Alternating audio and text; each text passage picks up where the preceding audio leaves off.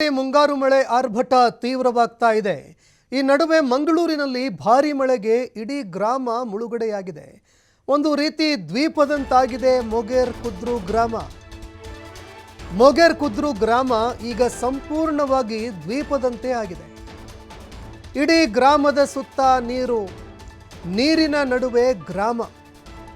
ಮಂಗಳೂರಿನಲ್ಲಿ ಭಾರೀ ಮಳೆಗೆ ಅದ್ಯಪಾಡಿಯಲ್ಲಿ ಜಲಪ್ರವಾಹ ಎದುರಾಗಿದೆ. ಅವೈಜ್ಞಾನಿಕ ಮರವೂರು ಡ್ಯಾಂನಿಂದ ಅದ್ಯಪಾಡಿಯಲ್ಲಿ ಕೃತಕವಾಗಿ ನೆರೆ ಸಂಭವಿಸಿದೆ.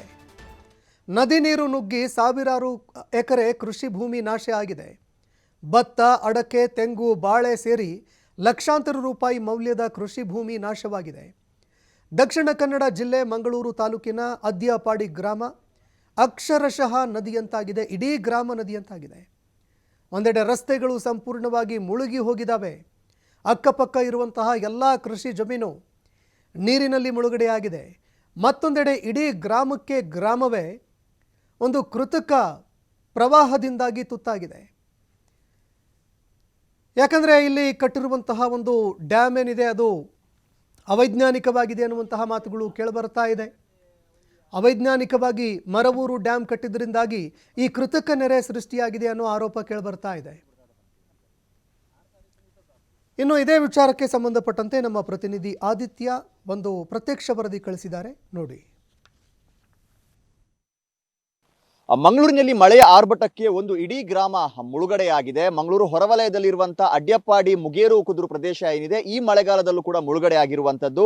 ಅಕ್ಷರಶಃ ಜನವಸತಿ ಪ್ರದೇಶ ಎಲ್ಲವೂ ಕೂಡ ಕೆರೆಯಂತಾಗಿದೆ. ಇಲ್ಲಿ ನದಿ ಯಾವುದು, ಊರು ಯಾವುದು ಅಂತ ಗೊತ್ತಾಗ್ತಾ ಇಲ್ಲ. ಆ ರೀತಿಯಲ್ಲಿ ಈ ಇಡೀ ಊರೇ ಮುಳುಗಡೆ ಆಗಿರುವಂತದ್ದು. ಇಲ್ಲಿನ ಜನ ಈಗ ಒಂದೊಂದು ಮನೆಗೆ ಒಂದೊಂದು ದೋಣಿಯನ್ನು ಇರಿಸಿಕೊಳ್ಳುವಂತ ಪರಿಸ್ಥಿತಿ ನಿರ್ಮಾಣ ಆಗಿದೆ. ಯಾಕಂದ್ರೆ ಈಗ ಶಾಲೆಗೆ ರಜೆ ಅಥವಾ ಬೇರೆ ದಿನಗಳಲ್ಲಿ ಶಾಲೆಗೆ ಹೋಗುವಂತ ಮಕ್ಕಳು ಕೂಡ ಈ ಅಪಾಯಕಾರಿ ಸ್ಥಿತಿಯಲ್ಲಿ ಹೋಗಬೇಕಾದಂತ ಪರಿಸ್ಥಿತಿ. ನೀವು ಏನು ವಿಡಿಯೋದಲ್ಲಿ ನೋಡ್ತಾ ಇದ್ರು ಎಲ್ಲ ದೃಶ್ಯಾವಳಿಗಳು ನದಿಯಲ್ಲ, ಇದು ಜನವಸತಿ ಪ್ರದೇಶ, ಕೃಷಿ ಭೂಮಿ, ಗದ್ದೆಯ ಒಂದು ಇರುವಂತಹ ಪ್ರದೇಶ. ಇಲ್ಲಿ ನಾರ್ಮಲ್ ಆಗಿ ಈ ಟೈಮಲ್ಲಿ ಜನ ಇಲ್ಲಿ ನಾಟಿ ಮಾಡೋದಕ್ಕೆಲ್ಲ ವ್ಯವಸ್ಥೆ ಮಾಡ್ಕೋಬೇಕಾಗಿತ್ತು. ಆದ್ರೆ ದುರದೃಷ್ಟವಶಾತ್ ಪ್ರತಿ ಮಳೆಗಾಲದಲ್ಲೂ ಕೂಡ ಈ ಮಳೆ ಇವರಿಗೆ ಒಂದು ರೀತಿ ಶಾಪವಾಗಿ ಪರಿಣಮಿಸಿರುವಂತದ್ದು. ಕಣ್ಣು ಹಾಯಿಸಿದಷ್ಟು ದೂರ ನಮಗೆ ನದಿಯ ರೀತಿಯ ವಾತಾವರಣ. ಈ ಎಲ್ಲಾ ಪ್ರದೇಶವೂ ಕೂಡ ನದಿಯಲ್ಲ, ಇದು ಒಂದು ಗ್ರಾಮ. ಈ ಗ್ರಾಮಕ್ಕೆ ಪ್ರತಿ ಬಾರಿ ಮಳೆ ಬಂದಂತ ಸಂದರ್ಭ ಮರವೂರು ಡ್ಯಾಮ್ ಏನಿದೆ, ಆ ಡ್ಯಾಮ್ ನ ಒಂದು ಅವೈಜ್ಞಾನಿಕ ಕಾಮಗಾರಿಯಿಂದಾಗಿ ಈ ಪ್ರದೇಶ ಮುಳುಗಡೆ ಆಗುತ್ತೆ ಅನ್ನುವಂತಹ ಗೋಳು ಈ ಭಾಗದ ಜನರದ್ದು. ಆ ಫಲ್ಗುಣಿ ನದಿಯ ನೀರು ಈ ಜನವಸತಿ ಪ್ರದೇಶ, ಈ ಊರಿಗೆ ನುಗ್ಗಿ ಇಡೀ ಊರನ್ನೇ ಮುಳುಗಿಸುವಂತದ್ದು. ಪ್ರತಿ ಬಾರಿ ಕೂಡ ಈ ಭಾಗದ ಜನ ತಮ್ಮ ನೋವನ್ನ, ಅಳಲನ್ನ ಸರ್ಕಾರಕ್ಕೆ ಮುಟ್ಟಿಸಿದಂತ ಸಂದರ್ಭ ನಾವು ಇದಕ್ಕೊಂದು ಶಾಶ್ವತ ಪರಿಹಾರವನ್ನ ಕೊಡ್ತೀವಿ ಅನ್ನುವಂತಹ ರೀತಿಯಲ್ಲಿ ಭರವಸೆಯನ್ನ ಕೊಡ್ತಾರೆ. ಬಿಟ್ರೆ ಈವರೆಗೂ ಕೂಡ ಇವರಿಗೆ ಪರಿಹಾರ ಸಿಕ್ಕಿಲ್ಲ. ಒಂದು ಡ್ಯಾಮ್ ನಿಂದಾಗಿ ಸಮಸ್ಯೆ ಆಗ್ತಾ ಇದೆ ಅನ್ನುವಂಥದ್ದು ಈ ಗ್ರಾಮಸ್ಥರ ಒಂದು ಆರೋಪ. ಅದಕ್ಕೆ ಯಾಕೆ ಇನ್ನೂ ಕೂಡ ಆ ಸಮಸ್ಯೆಗೆ ಪರಿಹಾರವನ್ನ ಕಂಡುಕೊಳ್ಳೋದಕ್ಕೆ ಆಗ್ತಾ ಇಲ್ಲ ಅನ್ನುವಂಥದ್ದು ಸದ್ಯ ಕಾಡ್ತಾ ಇರುವಂತಹ ಪ್ರಶ್ನೆ.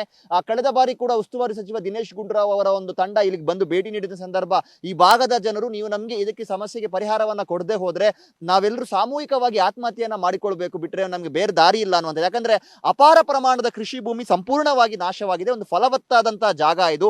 ಆ ಕೃಷಿ ಏನು ಅಳೆದು ಹೋಗ್ತಾ ಇರೋ ಸಂದರ್ಭದಲ್ಲಿ ಈ ಭಾಗದ ಜನ ಅಡಿಕೆ ಕೃಷಿ, ತೆಂಗಿನ ಕೃಷಿ ಮತ್ತು ಗದ್ದೆಯಲ್ಲಿ ನಾಟಿ ಮಾಡಿ ಅದರಲ್ಲಿ ಬೇಸಾಯವನ್ನ ಮಾಡಿ ಜೀವನವನ್ನ ಸಾಗಿಸುವಂತಹ ಜನ.